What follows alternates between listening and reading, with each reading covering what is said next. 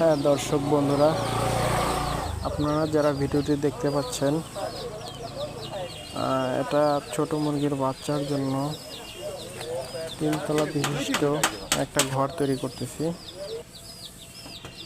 Plastic net দিয়ে এর কাঠামোগুলো তৈরি করতেছি। এই 3 তলা বিশিষ্ট ঘরটিতে ছোট ছোট যে মুরগির বাচ্চাগুলো, এই ছোট ছোট বাচ্চাগুলোকে এখানে বোর্ডিংয়ের জন্য রাখা হবে। আর খাঁচার ভিতরে বোর্ডিং করলে বাচ্চাগুলো সুস্থ এবং সবল থাকে, রোগ ব্যাধি কম হয়।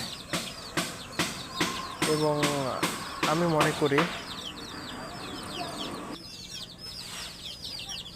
খাঁচার ভিতরে মুরগি পালন করলে জায়গারও সাশ্রয় হয়। এখানে মুরগিগুলো লালন পালনের জন্য জায়গা কম প্রয়োজন হয় এবং অল্প জায়গায় অধিক পরিমাণে মুরগি লালন পালন করা যায়।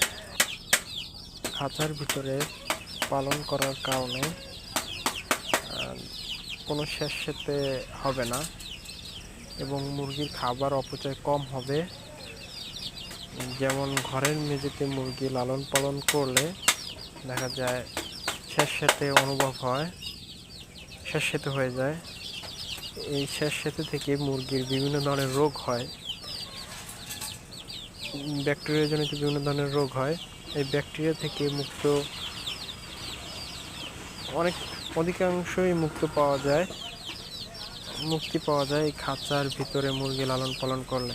কারণ খাঁচার ভিতরে মুরগি কোনো স্যাঁতসেঁতে হওয়ার কোনো সম্ভাবনাই নাই। এখানে মুরগি সে খুব স্বাচ্ছন্দ্য বোধ করে এবং